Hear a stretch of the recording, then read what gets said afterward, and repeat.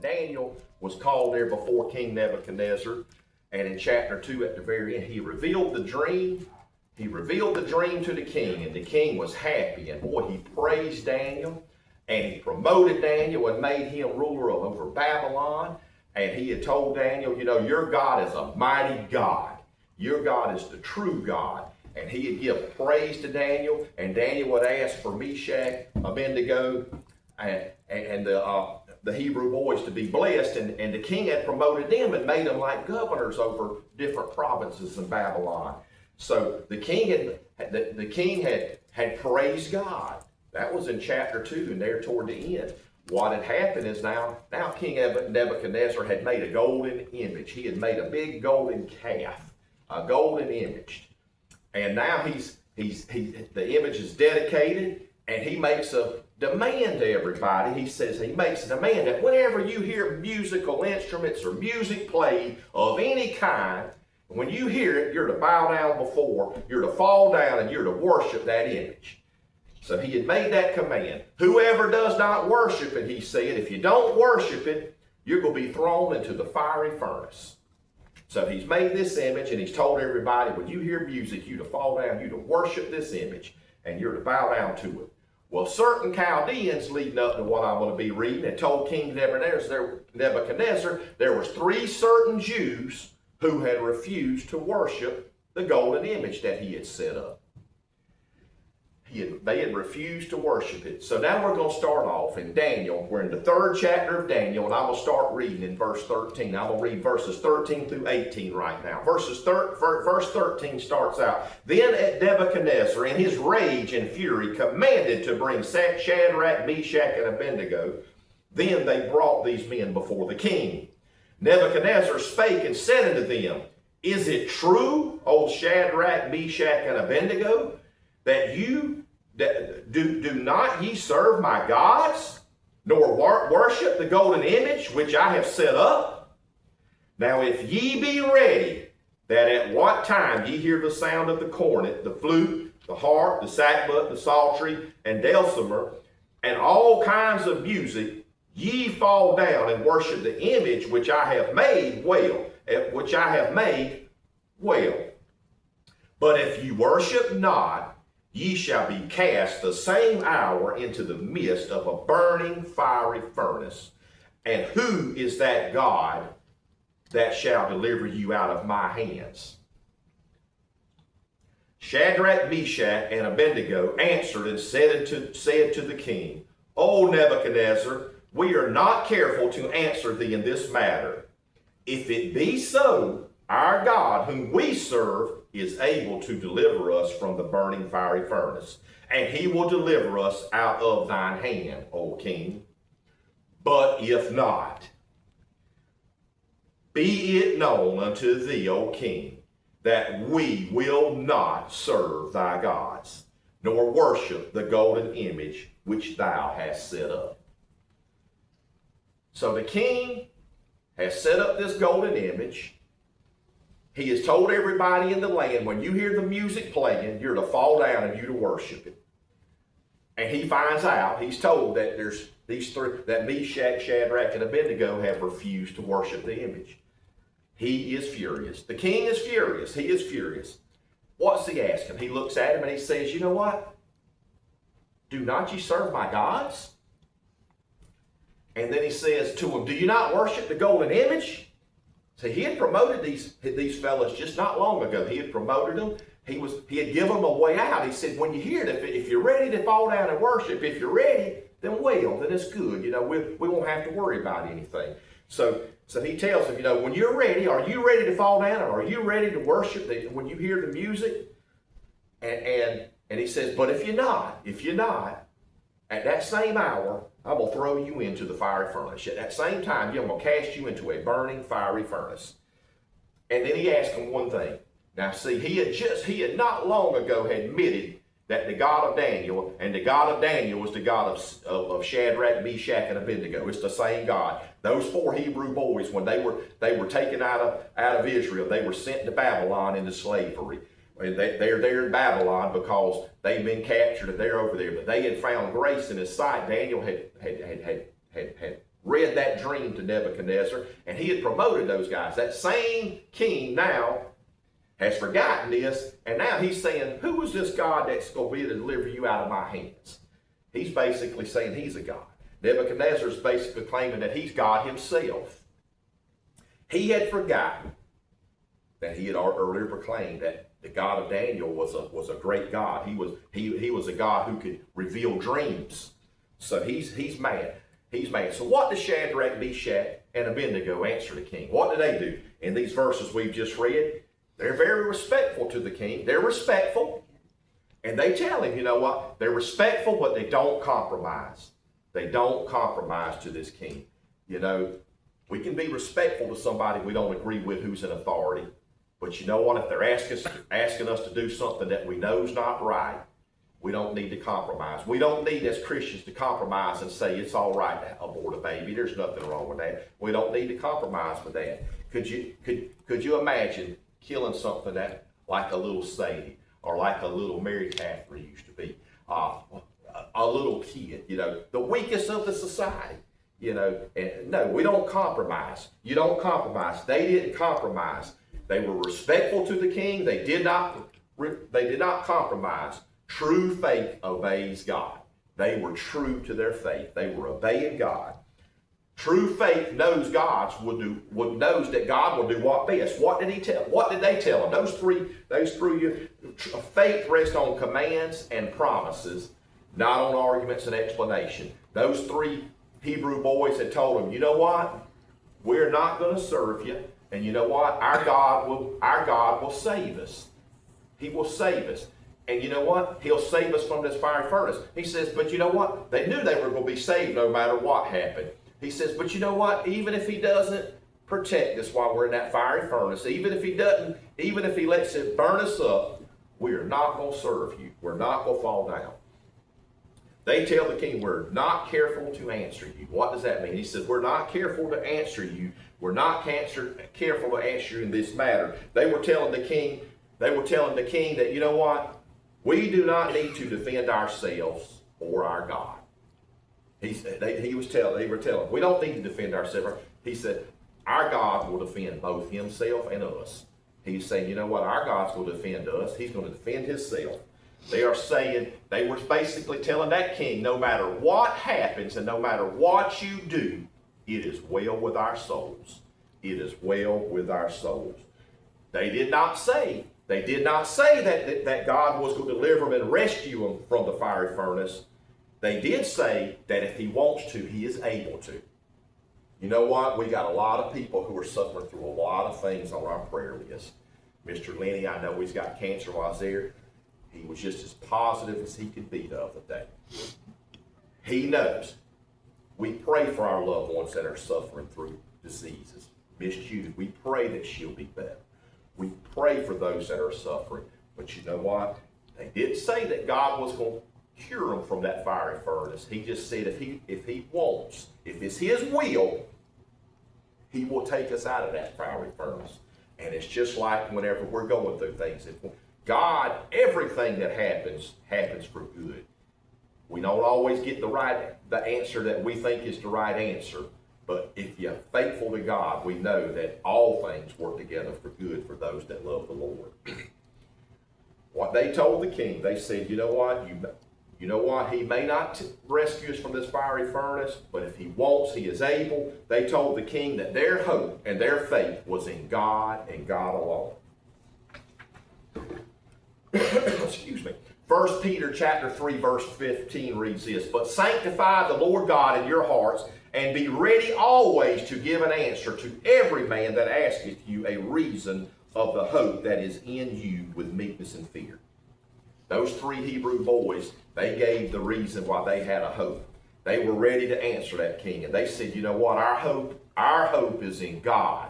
Our hope is in God, and it's in God alone. And they said, and even if he does not deliver us, they will not fall down. They said, even if he doesn't, we would not fall down and worship the king's golden image. Said, we're not going to do it. We're not going to fall down. We're not going to worship that golden image. Whatever happens, Our life in our hands is in God, and we're not going to worship a false god. True faith confesses the Lord and obeys him regardless of the consequences.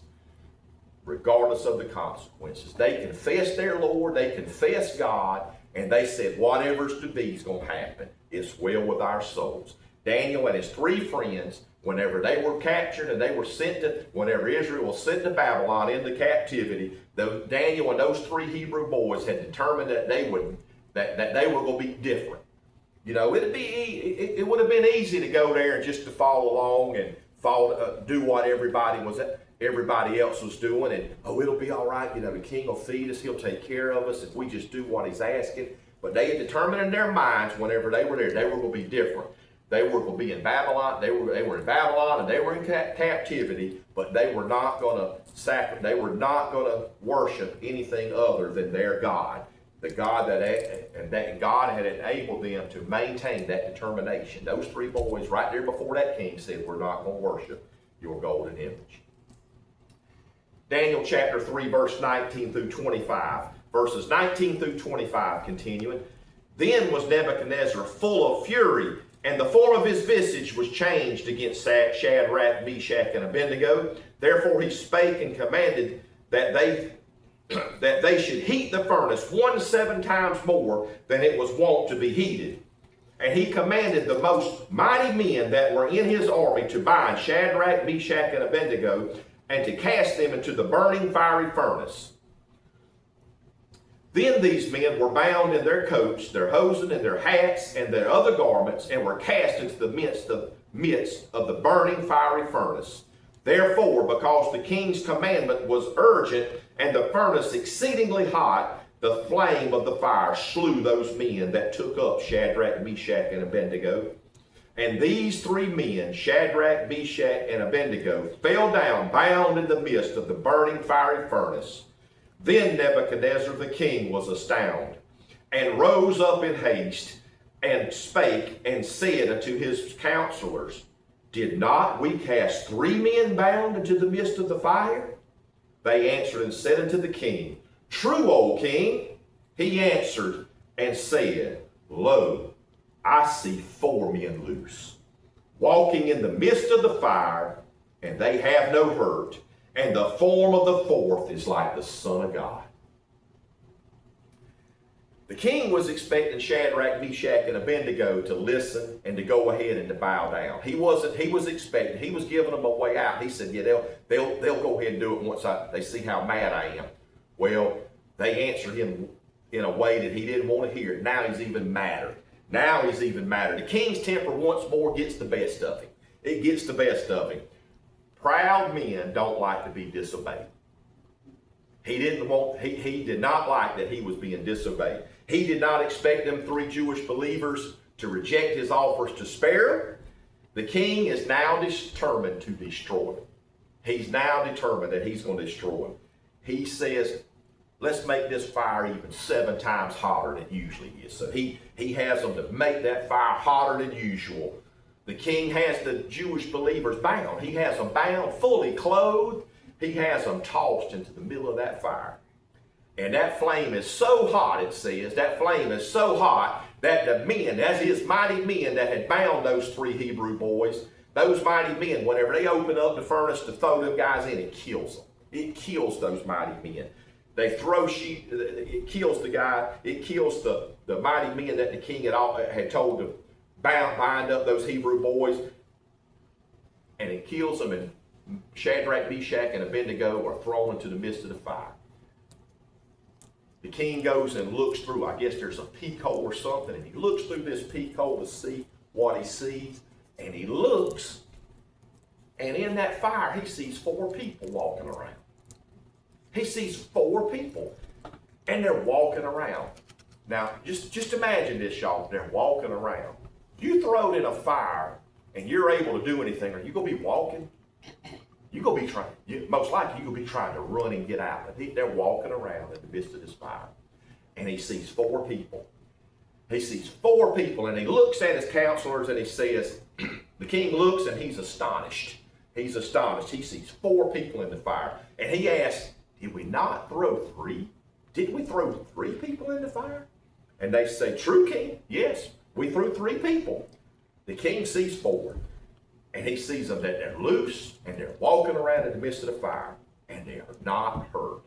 Now his mighty men that had bound those 3 Hebrew boys up and had cast them into the fire were killed just by when they opened the door. The heat consumed them. And now he sees 4 people walking around in this fiery furnace. They are not hurt. And he says, the 4th is like the Son of God. The 4th is like the Son of God. You know who it was? It was the Son of God. That was Jesus. That was Jesus. That was one time in the Old Testament when Jesus appeared before he had been born on this earth. Jesus is in the fire. The Son of God is in the fire with them. Jesus is in the fire with the believers, and he's protecting them. He's protecting them. This was one of Jesus' first pre-incarnate experiences in the Old Testament. And Jesus has always been, and Jesus always will be. From the beginning of time, Jesus was here. He may not have been born on this earth yet, but he was here. There were times in the Old Testament that he appeared. Jesus appeared before he was born in Bethlehem. He appeared to Moses in the burning bush. Joshua, before the walls of Jericho were to fall down, Jesus appeared. Abraham, before Sodom and Gomorrah to be destroyed, Jesus appeared. Jesus was in the fiery furnace with those 3 Hebrew boys. He was in the fiery furnace protecting them. You know what? They had declared, we will not serve you or your images, king. We're going to serve the true and the living God, and he is the one able to deliver us. But if not, but you know what, God, it wasn't a but if not. We talked about but if last week. It was a but if, and it was good news because God was getting ready to show the king, and he showed the king that, you know what, I am able. I am able to deliver them out of your hands. He had asked him what God's going to be able. God showed him, I'm the God who can deliver them. He was in the fiery furnace with them. He was in the fiery furnace. True faith confirms the promises. Daniel chapter 3, verses 26 through 30. Verse 26, then Nebuchadnezzar came near to the mouth of the burning fiery furnace and spake and said, Shadrach, Meshach, and Abednego, ye servants of the Most High God, come forth and come hither. Then Shadrach, Meshach, and Abednego came forth of the midst of the fire. And the princes, governors, captains, and the king's counselors, being gathered together, saw these men upon whose body the fire had no power, nor was a hair of their heads singed, neither were their coats changed, nor the smell of fire had passed on them. Then Nebuchadnezzar spake and said, Blessed be the God of Shadrach, Meshach, and Abednego, who have sent his angel and delivered his servants that trusted in him, and have changed the king's word and yielded their bodies that they might not serve nor worship any god except their own God. Therefore I make a decree that every people, nation, and language which speak anything amiss against the God of Shadrach, Meshach, and Abednego shall be cut in pieces, and their houses shall be made a dunghill, because there is no other God that can deliver after this sort. Then the king promoted Shadrach, Meshach, and Abednego in the province of Babylon. The king had asked him, what God's going to be able to save you from my hands? And he saw the Son of God walking in the midst of that fire. He saw the king. He calls out to him. He goes to that gourd and he calls out to those three young men, and he says, Shadrach, Meshach, and Abednego, come out. He calls and he tells them, you know what? You're the servants of the Most High God. Now he's ready to give God the praise again. Maybe he remembers now that he'd already did this once before, but he tells them to come forth. He says, you servants of the Most High God, come forth. It wasn't much earlier that those 3 young men had refused what the king had asked them to do. They had said, they're not going to fall down, they're not going to serve you, we're not going to do that. But you know what? The believers had to earlier refuse the king's orders. What do they do now? Well, this time they immediately obey. They walk out of that fiery furnace.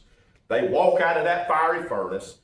They were living miracles. Everybody had seen it, and they knew. These were living miracles. They had been thrown into a fire that had already killed some of the most mighty men that the king had just by the heat from that fire. They wanted everyone to know. They wanted everyone to know and everyone to see that their great God, what he could do. They walked out. They didn't run out. They walked out. They were unbound. They had been bound. They were unbound. They walked out. They didn't have one hair on their body singed. You can get really close if you're out there grilling or something. You get close enough to the fire, it'll singe the hairs on your arm really fast. They didn't have one hair on their head singed. Their coats had not been changed. Their clothes that they had on wouldn't change. You couldn't even smell fire on them. You couldn't even smell fire on them. When you're out there in the yard burning your bushes or your leaves, you go inside. Boy, that smell, it takes days for that smell to get out, but you couldn't even smell fire on these three young men. In King Nebuchadnezzar's rage, it turns to praise now. He had been enraged twice before this. Now his rage turns to praise. It turns to praise. Blessed be the God of Shadrach, Meshach, and Abednego. He praises the Jewish believers for refusing to serve or worship other gods. He praises them now for not worshiping his gods or him and his golden image he had made. He's praising them now. He's praising them for not worshiping any God except their God, the one true and living God. Oh, he's changed. King Nebuchadnezzar made another decree now. He had made a decree earlier that whenever you hear the music, if you don't fall down and you don't worship my golden image, I will throw you in the fiery furnace. That was the earlier decree. He makes another decree now. What decree is that? He says this: if anyone spoke anything amiss, if anybody speaks against the God of Shadrach, Meshach, and Abednego, you're going to be cut into pieces. He says, you know what? Your houses will be destroyed. So now he's praising the God of Shadrach, Meshach, and Abednego. And he's saying, if you don't worship this God, you're going to be cut to pieces. Your house will be destroyed. He declared now that there are no other God. There's no other God that could deliver like the one true and living God. And there isn't.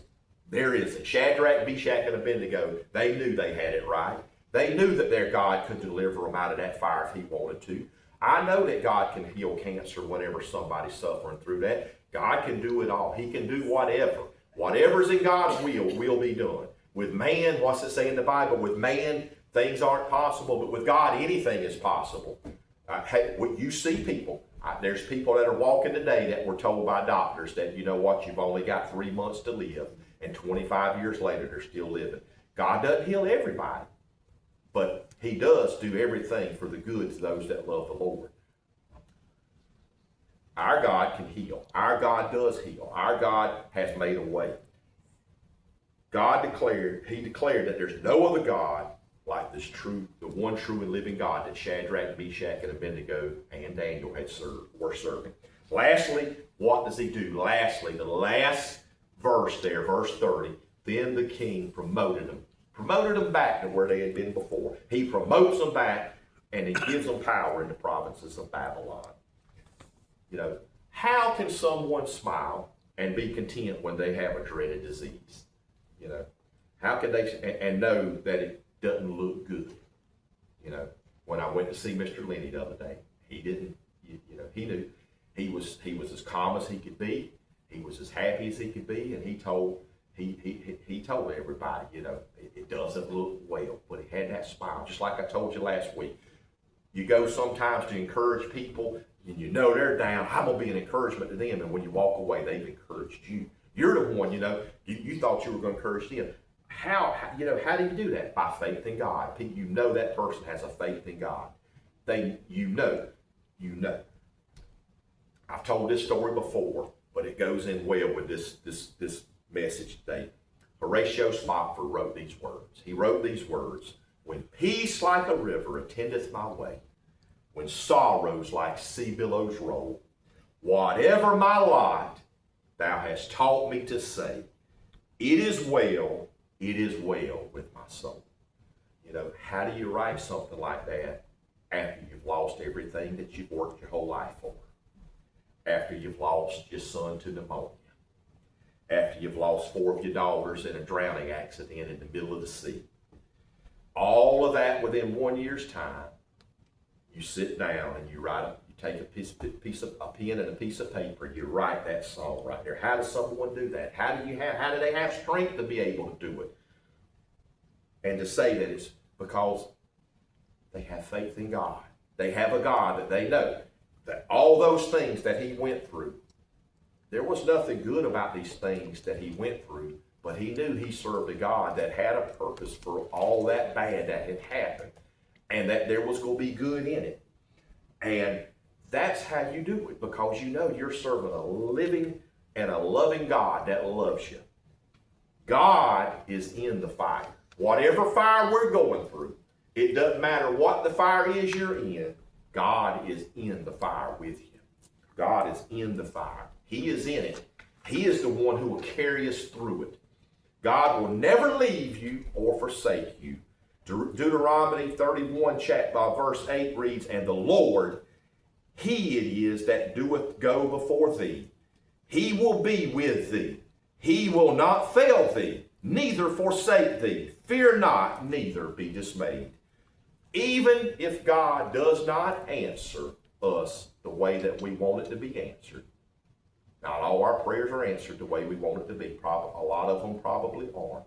Whenever you have a loved one who's going through sickness, whenever you're going through something that you know is a tough time.